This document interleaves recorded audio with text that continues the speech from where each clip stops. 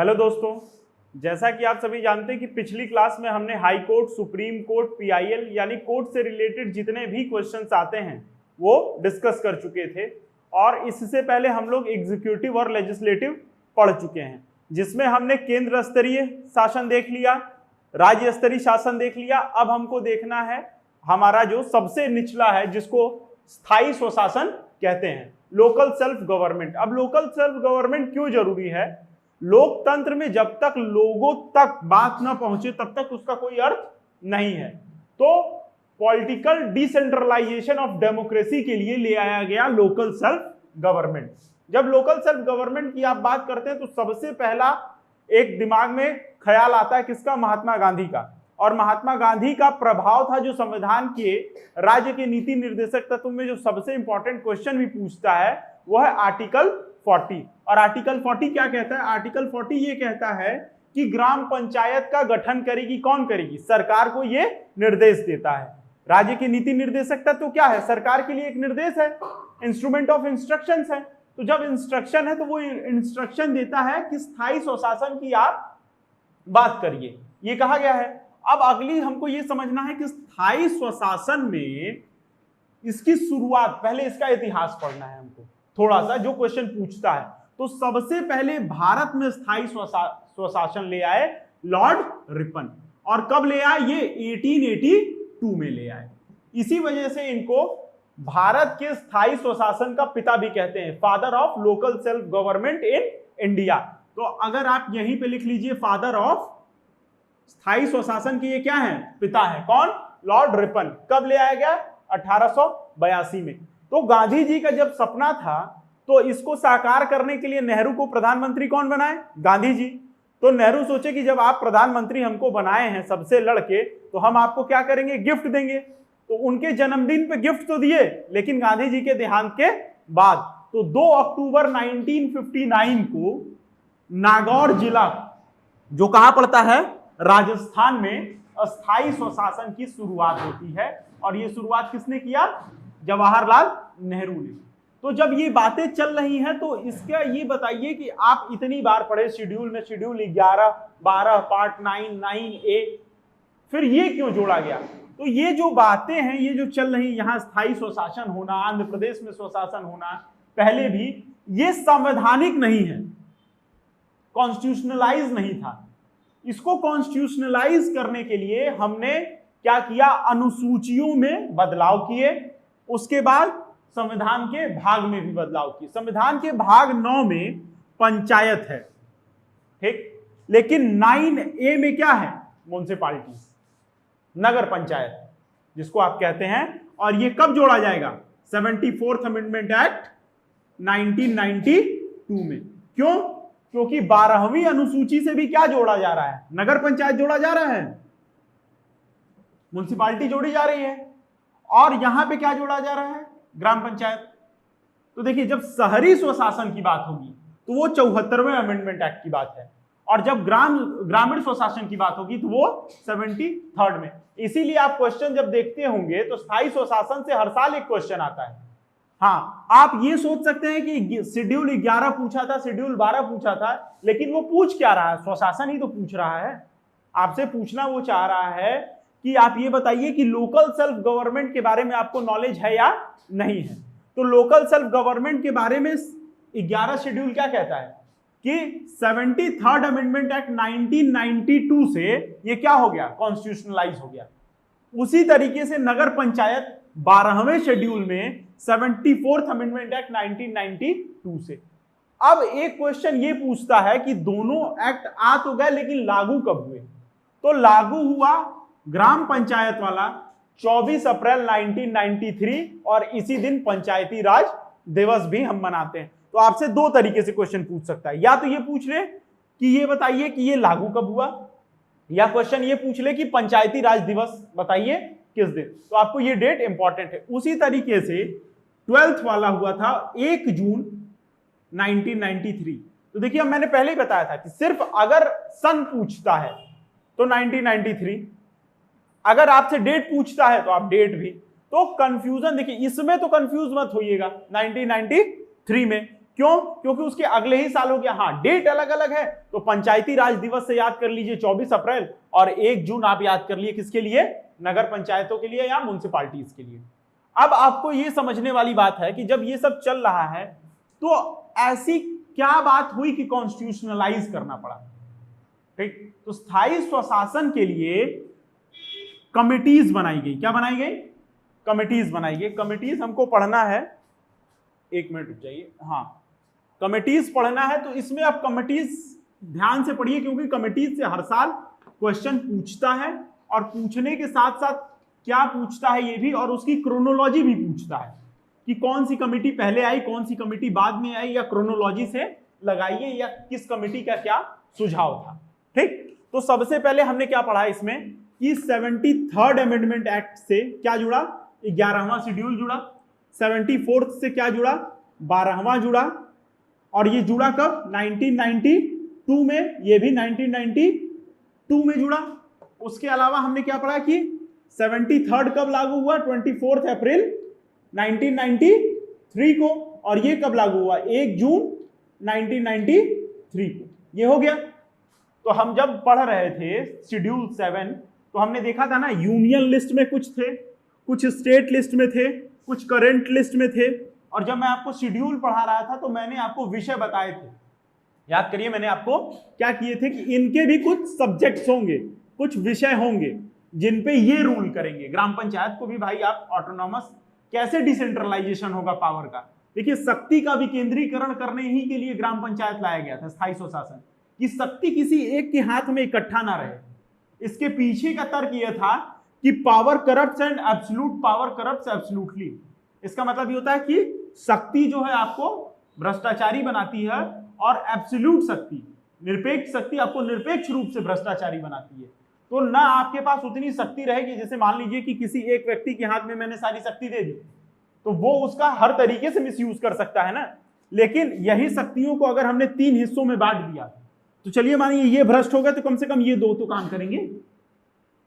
इस शक्ति विकेंद्रीकरण का अर्थ ही होता है, डिवीजन ऑफ पावर ही इसी वजह से किया जाता है कि कोई अपने आप को जो है सबसे बलशाली न समझे, और भ्रष्टाचार से बचने का एक तरीका भी ये है।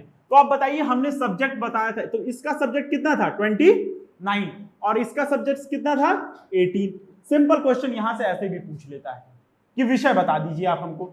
सब्जेक्ट में पूछ लेता है विषय कि ग्राम पंचायत में कितने विषय हैं और नगर पालिका में कितने विषय हैं। अब ये किस सिफारिश में आए?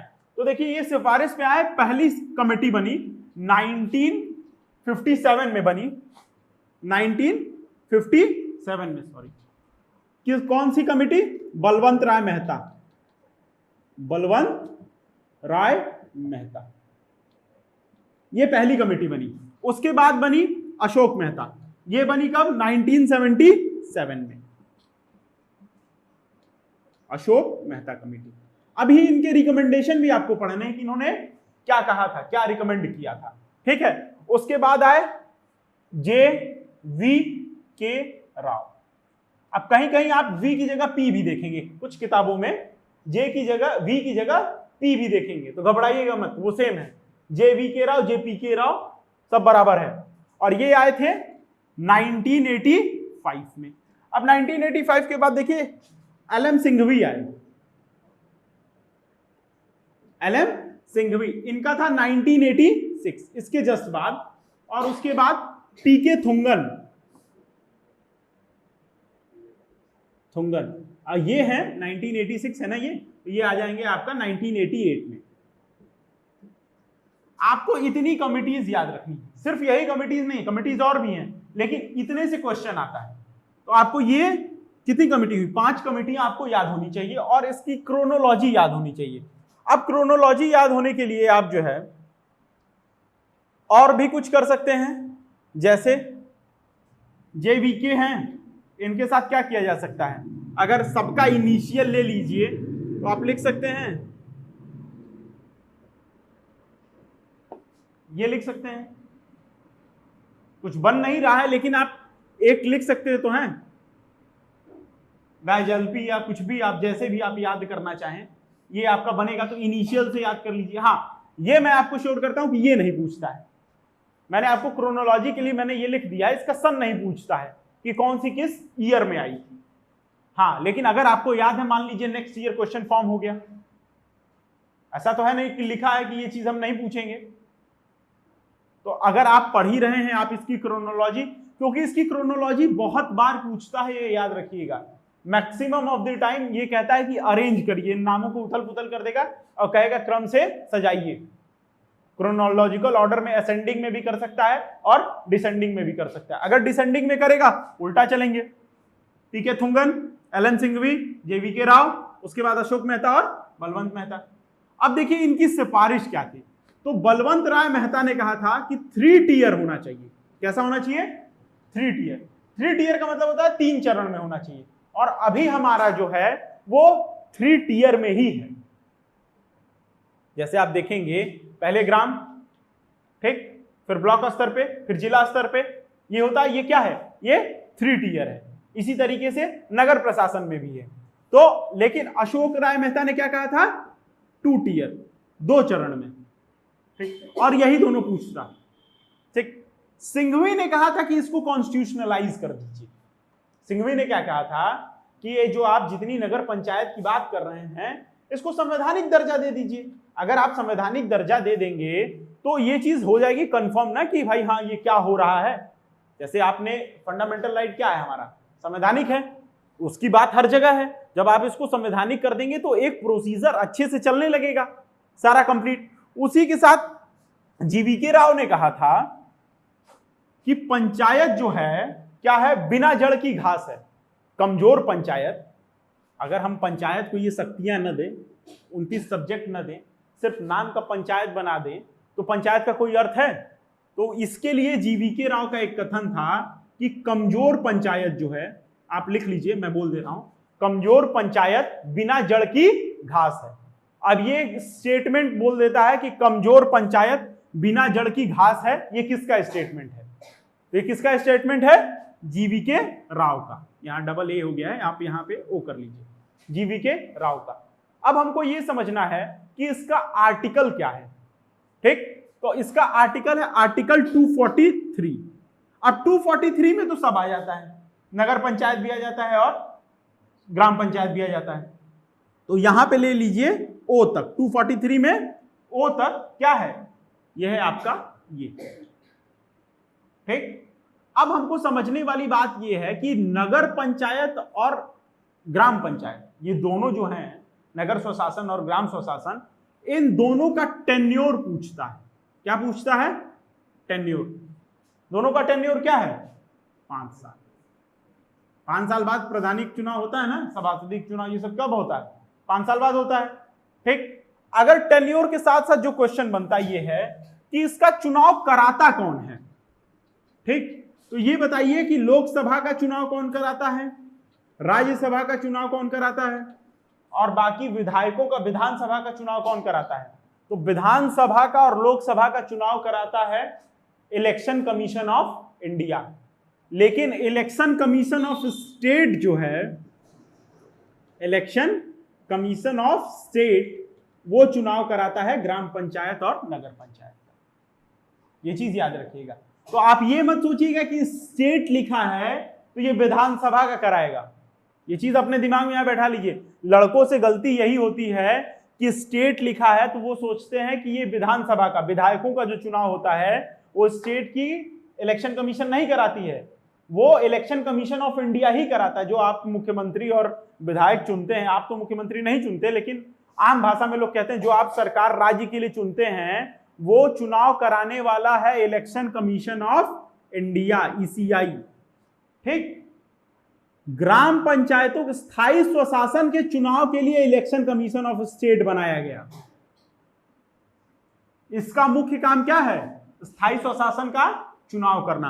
और स्थायी स्वशासन के चुनाव के लिए टेन्योर क्या होगा? अगर आप मान लीजिए ग्राम प्रधान चुन लिए गए तो आप कितने साल तक रहेंगे? 5 सालों तक रहेंगे।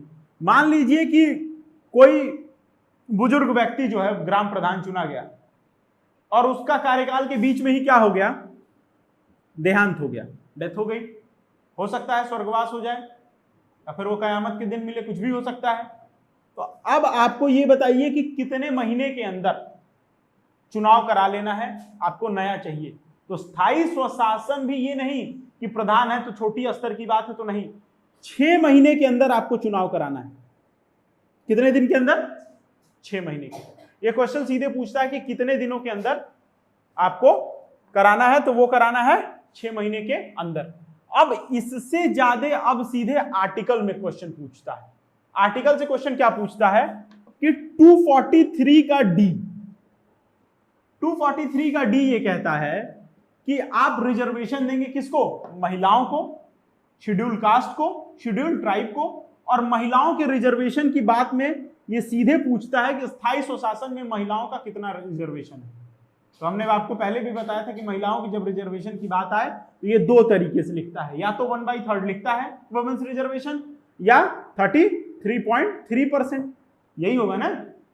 आप सुने होंगे, जैसे आम भाषा में भी सुने होंगे कि ये सीट इस बार महिला सीट आई है, महिला आरक्षित सीट है। इसका मतलब यह है कि वहां से सिर्फ महिलाएं ही लड़ेंगी। हाँ, वास्तविकता ये होती है कि आप देखते तो हैं कि महिला लड़ी है, लेकिन महिला का पोस्टर छोटा होता है और उनके पति का या उनके भाई का, उनके जो भी है उनका बड़ा होता है, प्रधान पति। अब पंचायत अगर आप देखे होंगे, एक सीरीज है, तो उसमें भी यही है कि आप यहां बात चल रही है कि महिलाओं के उत्थान के लिए हमने रिजर्वेशन दिया, लेकिन उत्थान कहां हो रहा है? इनका हो रहा है। आप चुने जाते तो ये होता है कि ये पूर्व प्रधान है, अब इनकी पत्नी, अब महिला सीट है तो उनकी पत्नी लड़ेंगी। यही है वास्तविकता। तो ये बहुत रेयर केस में आप पाएंगे कि कोई महिला खुद से चुनाव लड़ती है और जीते। जीतना अलग बात है, लड़िए तो पहले। तो लड़ने के लिए आपको अपने लिए, अब सरकार ने स्टैंड तो दे दिया, अब ये समाज की जिम्मेदारी है कि इस संविधान का आप फायदा उठाएं और अपनी बात कह सकें। देखिए, एक सीधी सी बात है, जितना रिप्रेजेंटेशन रहेगा उतनी आपकी बात सुनी जाएगी। अगर मान लीजिए जैसे संसद है, संसद में भी कहा जाता है कि जब संसद में महिलाएं नहीं रहेंगी तो महिलाओं की बात कौन करेगा? क्यों आप संसद को मिनी इंडिया क्यों कहते हैं? बताइए। मिनी इंडिया इस वजह से कहा जाता है कि हर लोकसभा की कॉन्स्टिट्यूएंसी से जब लोग चुन के आते हैं तो देश के हर कोने से आते हैं। तो क्या होता है, आप हर देश के कोने का प्रतिनिधित्व करते हैं और एक जगह बैठते हैं। तो संसद क्या है? एक छोटा भारत है। तो उस छोटे भारत में अगर महिलाएं नहीं रहेंगी, जो कि नाम मात्र की महिलाएं हैं, आपकी आबादी है 50%, क्या 50% आपका प्रतिनिधित्व है? नहीं है। तो इसका मतलब क्या है कि जब तक प्रतिनिधित्व नहीं रहेगा आपकी बात नहीं सुनी जाएगी, और उतनी नहीं सुनी जाएगी जैसे सुनी भी जाएगी अगर, तो उस तरीके से नहीं ना सुनी जाएगी। अब महिलाओं को क्या समस्याएं हैं, महिलाओं से बेहतर दूसरा थोड़ी जान पाएगा। तो ये सारी बातों के लिए ही क्या किया गया? रिजर्वेशन बनाया गया। इसी के साथ हमारा स्थायी स्वशासन का जो है चैप्टर खत्म होता है। अब हम देखेंगे नेक्स्ट चैप्टर। तो अब हम इस पे ये स्थायी स्वशासन का देखिए एक फ्लो चार्ट बनाए हैं, जिसका आप स्क्रीनशॉट ले लीजिए। और इस फ्लो चार्ट के बाहर क्वेश्चन नहीं बनते हैं। हम ये नहीं कह रहे हैं कि बन नहीं सकते, लेकिन बनते नहीं। इसमें सारे प्रीवियस ईयर क्वेश्चंस और मोस्ट एक्सपेक्टेड क्वेश्चंस जो हैं वो बताए गए हैं। अब इसको मैं समझा देता हूं। स्थायी स्वशासन की हिस्ट्री से स्टार्ट किया गया है कि लॉर्ड रिपन ने 1882 में इसको स्टार्ट किया था। आर्टिकल 40 के डीपीएसपी में ऑर्गेनाइज पंचायत की बात कही गई है, और ये गांधीयन थॉट पे है। अगली बात, ये कहां से स्टार्ट हुआ था? नागौर जिले से, राजस्थान में। और कब हुआ था? 2 अक्टूबर 1959 को। उसके बाद अगला कि इलेक्शन कमीशन ऑफ स्टेट जो है स्थायी स्वशासन के चुनाव कराते हैं, इनके भी और इनके भी। ठीक, तो जब स्टेट कराते हैं तो एक क्वेश्चन और ये बनता है कि स्थायी स्वशासन किस लिस्ट में आता है। जैसे आप शेड्यूल पढ़ते हैं, शेड्यूल 7 में क्या है? शेड्यूल 7 में यूनियन लिस्ट है, स्टेट लिस्ट है। तो ये किस लिस्ट में आते हैं? स्टेट लिस्ट में आते हैं। डायरेक्ट क्वेश्चन पूछता है कि पंचायत किस लिस्ट में आएंगे, तो स्टेट लिस्ट में आएंगे। उसके बाद आप आ जाइए पंचायत पे। पंचायत कब जोड़ा गया? 73rd अमेंडमेंट एक्ट 1992 से इसको क्या किया गया? 11th शेड्यूल में जोड़ा गया। कहां पे? 11th schedule. और ये इन्फोर्स कब हुआ? 24 अप्रैल 1993 को। उसके बाद इसमें पूछता है कितने सब्जेक्ट हैं। ये सारी चीजें हम लोग पढ़ चुके हैं, 29 सब्जेक्ट। अब पीछे से आप बोलेंगे तो और आपको याद होगा। 29 सब्जेक्ट, आर्टिकल 243 से 243 ओ तक। वुमेन्स का रिजर्वेशन कहां है? तो 243 के डी के 3 में, ठीक। और कितना रिजर्वेशन है ग्राम पंचायत में या यहां भी, तो वो है 1/3, यानी कंफ्यूज करने के लिए आपको वो कर देता है 33.3 भी, या सिर्फ 33 भी पेपर में दे देता है। तो आप कंफ्यूज मत होइएगा, जो भी आएगा आप उसको अडॉप्ट करिएगा। उसके बाद टेन्योर 5 साल का, और किस भाग में है, तो भाग 9 में है। इसके बाद हमको ये समझना है, स्टेट लिस्ट हम बात कर चुके हैं।